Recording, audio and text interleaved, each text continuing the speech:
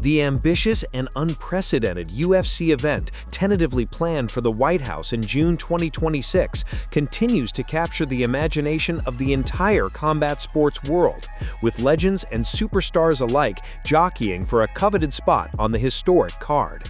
The latest fighter to throw his name into the ring is none other than the unorthodox and beloved former interim UFC lightweight champion Tony Ferguson, who has emerged from a difficult period in his career with a bold and unexpected call-out. Despite a challenging 8-fight losing streak inside the UFC octagon that ultimately led to his release from the promotion earlier this year, Ferguson has managed to rejuvenate his career and his confidence in the world of influencer boxing. His knockout victory over Salt Papi to claim an MFB title this past summer has seemingly reignited his competitive fire, and now El Cucuy has his sights set on a triumphant return to the UFC, but only under the most spectacular of circumstances. In a recent interview, Ferguson made it unequivocally clear that he is not interested in a standard comeback fight against a mid-tier opponent. Instead, he is aiming for the stars, calling for a showdown with the two biggest names from the peak of his career, Conor McGregor and the retired, undefeated Khabib Nurmagomedov. The interesting fights are either going to be Conor or Khabib, Ferguson stated, before zeroing in on his long-lost rival. He directly pitched the fantasy matchup that fans were robbed of on 5 separate occasions, declaring, "You put me up against Khabib at the White House and I guarantee you are going to have fireworks. Khabib Tony, round 6, make it happen." This reference to their 5 failed bookings over the years is a poignant reminder of one of the greatest fights never made in MMA history, a clash of styles and personalities that remains a haunting what if for the sport. While a fight with the retired Khabib is almost certainly a fantasy, Ferguson's call-out is a brilliant piece of self-promotion that links his name to the most prestigious event the UFC is planning. It also creates a compelling narrative of redemption, positioning a potential bout with Conor McGregor as a massive legacy fight for both men. For now, Ferguson remains under contract with MFB, set to defend his title on December 20th, but his public challenge has successfully inserted his name into the White House conversation, creating a storyline that is as unpredictable and captivating as the man himself.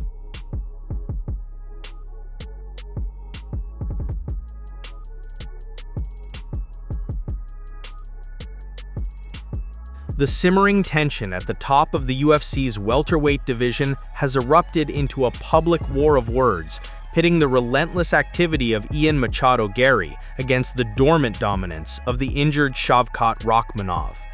The debate over who truly deserves the next shot at champion Islam Makhachev intensified dramatically following UFC Qatar, where Garry secured a unanimous decision victory over former champion Belal Muhammad and immediately used his post-fight microphone time to stake his claim for the title. This bold assertion did not go unchallenged by Rakhmonov, who, despite being sidelined, remains a spectral presence looming over the entire 170-pound landscape. From his social media account, Rakhmonov launched a calculated and fact-based offensive aimed directly at dismantling Garry's championship credentials. Bypassing the emotional rhetoric that often characterizes MMA callouts, Rakhmonov opted for a cold, statistical dismantling of his rival's resume. "No trash talk, just facts," he began, establishing a tone of clinical analysis. He then proceeded to list his evidence with the precision of a prosecutor. "Garry lost to me while I was injured. He hasn't finished anyone in his last 6 fights, and Prates nearly stopped him. Doesn't sound like a #1 contender to me." This 3-pronged argument is devastatingly effective. First, it reminds the MMA world that he holds a direct victory over Garry, a decision win from UFC 310 in late 2024, and he adds the crucial context that he was not even at full health. Second, he highlights Garry's recent inability to secure finishes, pointing to a 6-fight streak of decisions that, in his view, lacks the dominance expected of a top contender. Finally, he references Garry's most recent win over Carlos Prates, a fight in which Garry was visibly hurt and nearly finished, using it as evidence of vulnerability that a true #1 contender should not display. Garry, however, is not without a compelling counter-argument. Appearing on the Ariel Helwani show, he shifted the focus from past results to present reality, framing Rakhmonov's absence as a disqualifying factor. With all due respect to Shavkat, and I have nothing but respect for him, let's talk about him when he's actually back, because he's not right now, Garry stated, drawing a clear line between activity and inactivity. He dismissed Rakhmonov's social media presence as a ploy for relevance, arguing, "So in my mind, he's just trying to maintain relevance by showing up at these fights and being in the picture and saying he's going to be back. But he's not back." This creates the central conflict of the welterweight title picture. Does a past victory and an undefeated record hold more weight than recent, consistent activity against top-tier opposition? The UFC is now faced with a classic matchmaking dilemma. Reward the active, vocal contender who is building momentum, or wait for the return of the division's most feared and undefeated boogeyman. The path to Islam Makhachev is now clouded by this heated debate, a clash of resumes and timelines that only a fight between Garry and Rakhmonov could truly settle.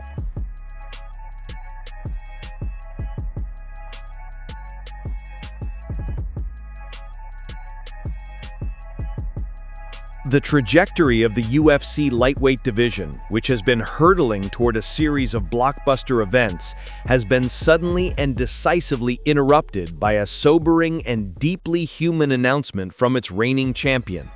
Ilia Topuria, the undefeated king of the 155-pound weight class, has declared that he will be taking a significant step back from competition, confirming he will not be defending his title in the first quarter of the upcoming year. In a heartfelt and candid statement released on social media, the fighter known as El Matador revealed that his immediate focus must shift from the grueling demands of a title camp to the more profound and personal responsibilities of family. "I'm going through a difficult moment in my personal life," Topuria shared with his followers. "I want to focus on my children and resolve this situation as soon as possible." This revelation places a poignant pause on one of the most spectacular ascents in recent mixed martial arts history, reminding fans and pundits alike that behind the ferocious competitor exists a man navigating the same complex challenges that define the human experience. Demonstrating a notable sense of duty to the sport and his peers, Topuria's statement included a crucial assurance to the UFC and the roster of contenders awaiting their opportunity. "I don't want to hold up the division," he stated, explicitly granting the promotion the latitude to make the matchups needed in his absence. This opens a wide range of possibilities for the UFC's matchmakers, who must now decide whether to book an interim championship clash between the division's top contenders or to simply create a high-stakes #1 contender bout to determine the next challenger for whenever Topuria makes his return. This period of uncertainty halts the immense momentum Topuria had built through a breathtakingly successful 2025, a year that saw him solidify his legacy by moving up from featherweight, where he had already knocked out legends Alexander Volkanovski and Max Holloway, to capture the lightweight crown with a devastating first-round knockout of former champion Charles Oliveira. His victory made him the 10th fighter in UFC history to win titles in 2 separate divisions, and his sights were unmistakably set on an even grander prize, a champion versus champion super fight with welterweight king and current pound-for-pound #1 Islam Makhachev. Now that historic collision is indefinitely postponed. The division Topuria leaves in his temporary wake is teeming with both established veterans and charismatic newcomers, all of whom have been vocally campaigning for a shot at the gold. The hard-hitting and ever-popular Justin Gaethje, along with Topuria's outspoken rival Paddy Pimblett, now find their own championship ambitions put on hold. The entire 155-pound landscape, which seemed to be building toward a crescendo in early 2026, is now in a state of suspended animation. The MMA world, which has grown accustomed to Topuria's fearless dominance and bold proclamations, is now left with a different image, that of a father prioritizing his family. The timeline for his return is unknown, and his pledge to notify the UFC when he is ready to begin his comeback will undoubtedly become one of the most closely watched developments in the sport. as fans and fighters alike await the resolution of a personal battle far from the glare of the octagon's lights.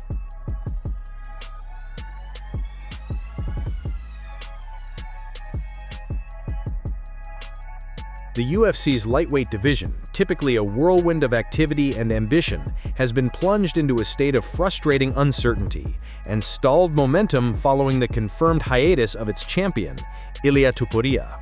With El Matador officially sidelined for the first quarter of the year to address pressing personal matters, the entire 155-pound title picture has been frozen in place, leaving a queue of hungry contenders in a state of limbo, with their championship aspirations put on indefinite hold. The vacuum at the top has exposed the conflicting agendas and volatile politics at play, creating a complex puzzle for UFC matchmakers to solve. At the heart of this stalled landscape are two of the division's most prominent and outspoken figures, the beloved brawler Justin Gaethje and the polarizing rising star Paddy Pimblett. According to UFC Hall of Famer Daniel Cormier, the promotion's initial plan to navigate Tupuria's absence was to book a high-stakes showdown between these two. "I know for a fact that they wanted to do Paddy versus Justin," Cormier revealed, framing the bout as a logical title eliminator. He argued that a decisive victory over a proven elite veteran like Gaethje would provide the final piece of credibility needed to justify a title shot for Pimblett, whose rapid ascent, while impressive, has left some questioning his readiness for a savant like Topuria. "A win over Justin after what Paddy's done already, now I would have bought Paddy fighting for the belt right now," Cormier admitted, while also noting the sheer scale of the challenge, stating, "Ilia is a different beast, he's a savage." However, this seemingly logical matchmaking solution has hit a formidable roadblock: Justin Gaethje's outright refusal to participate. The highlight has been unequivocal in his position, publicly stating he has no interest in fighting Pimblett, and more dramatically, threatening to retire if he is not granted the next title shot. This ultimatum creates an almost impossible situation for the UFC. Gaethje, one of the most exciting and respected fighters in the sport's history, feels he has earned his place at the front of the line and views a fight with Pimblett as a step backward. Pimblett, in turn, has fired back, labeling Gaethje a proper "buh" for his stance and arguing that no one's owed nothing in the fight game. This leaves the division in a precarious holding pattern. With Topuria out and Gaethje unwilling to fight anyone but the champion, the path forward is murky at best. The UFC could force Gaethje's hand, potentially leading to his retirement, or they could bypass him entirely for an interim title fight between Pimblett and another contender, a move that would undoubtedly create more controversy. For now, the lightweight throne sits empty in practice if not in name, and the fighters left circling it are left with little to do but wait and trade verbal barbs, their futures entirely dependent on the resolution of a champion's personal life and the stubborn principles of a former interim champion.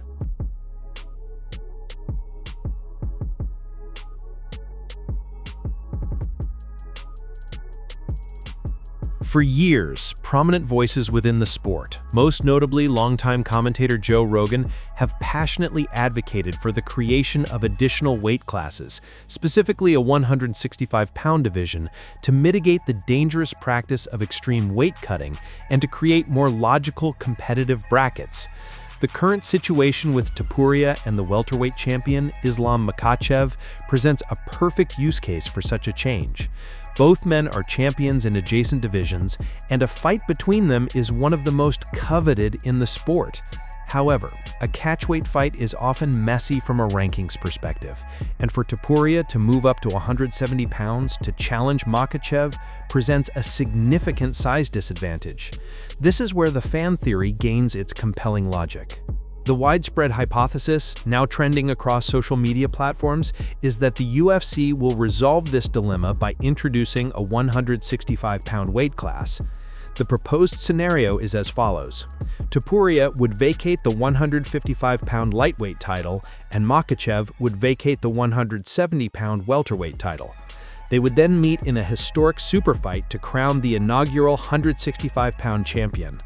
The stakes could not be higher. The winner would instantly become the first fighter in UFC history to hold belts in 3 different weight classes, a legacy-defining achievement that would dwarf even the accomplishment of being a 2-division champion. This blockbuster event would be a monumental way to launch the new weight class and would be a perfect centerpiece for a landmark card such as the rumored White House event in the summer of 2026. This theory stands in stark contrast to UFC CEO Dana White's historical resistance to adding new men's divisions, though he has recently shown openness to a women's 105-pound class. The unique circumstances surrounding 2 dominant champions in Topuria and Makhachev, combined with the long-standing fan demand, may have finally created the perfect storm for the promotion to break with tradition. While nothing is official, the cryptic nature of the updates from Topuria's camp, the clear logic of the proposed solution, and the overwhelming consensus from the fan base all point toward one startling and exciting possibility. The UFC as we know it is about to get a new weight class, and in doing so, will create a fight for the history books.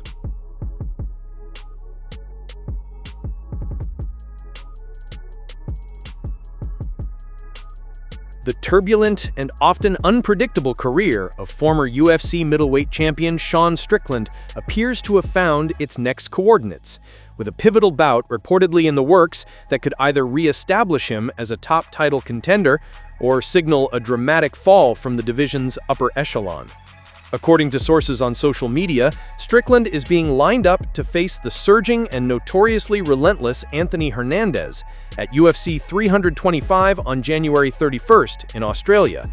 This matchup represents a classic stylistic clash between a seasoned, high-volume striker and a younger, suffocating grappler, and for Strickland, it is a perilous path to redemption. After his stunning title victory over Israel Adesanya was followed by 2 tightly contested losses to Dricus du Plessis, Strickland managed to right the ship with a solid decision win over Paulo Costa.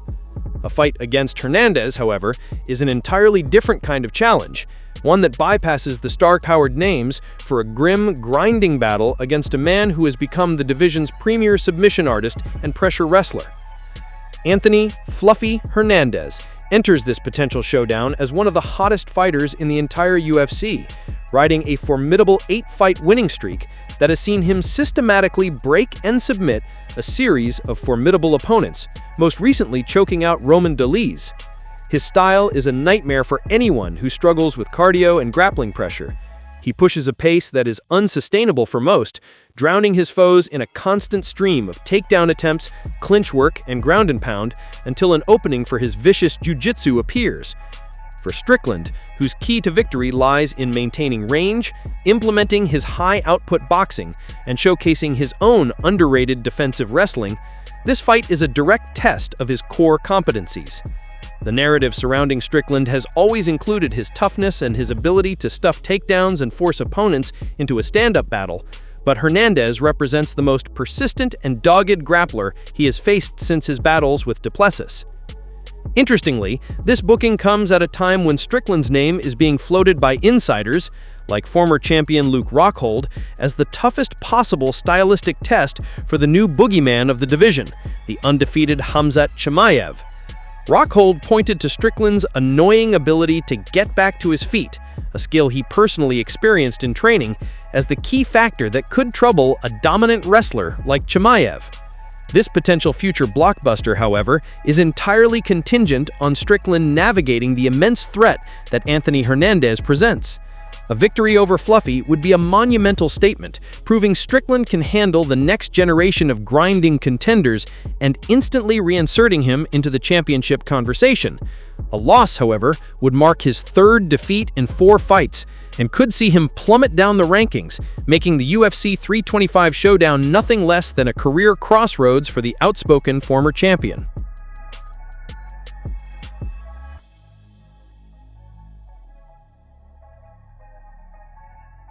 The competitive crucible of the UFC's welterweight division has forced a moment of serious introspection for contender Sean Brady, who is now openly considering a drop-down to 155-pound lightweight class in the wake of his disappointing loss to the surging Michael Morales at UFC 332. This setback, a first-round stoppage that halted the significant momentum he had built with a dominant victory over former champion Leon Edwards, has prompted Brady to reevaluate his place in the MMA landscape. The welterweight division is currently a minefield of elite talent, a fact Brady is acutely aware of. Beyond the reigning champion Islam Makhachev, the top of the weight class is crowded with dangerous and active contenders like Machado Garry, the undefeated Shavkat Rakhmonov, the explosive Carlos Petraeus, and the very man who just defeated him, Michael Morales. This logjam of killers makes the path back to title contention at 170 pounds a long and arduous one, leading Brady to look for a potentially clearer route in a different weight class. In a recent interview, Brady confirmed the speculation, stating plainly, "I might try to go to 155 pounds." He elaborated on the strategic thinking behind the potential move, noting there's a lot of good-ass matchups at 155 pounds, but also depends on what they want to give me at 170 pounds. This comment reveals a fighter weighing his options, balancing the appeal of fresh, stylistically intriguing fights in a new division against the opportunities the UFC might still present to him at welterweight. From a physical and stylistic standpoint, the move could be a shrewd one for Brady. He possesses a formidable wrestling base and high-level jiu-jitsu, skills that could be even more potent against generally smaller opponents at lightweight. Furthermore, at this stage in his career, he is likely still able to make the cut to 155 pounds without it being a debilitating process. While the lightweight division is itself stacked with talent, the specific path to the top might appear more navigable to Brady than the gauntlet he would have to run again at welterweight. For a proud warrior like Sean Brady, this isn't about running from a challenge, but about making a calculated strategic decision to maximize his chances of ultimately capturing the UFC gold that remains his ultimate goal.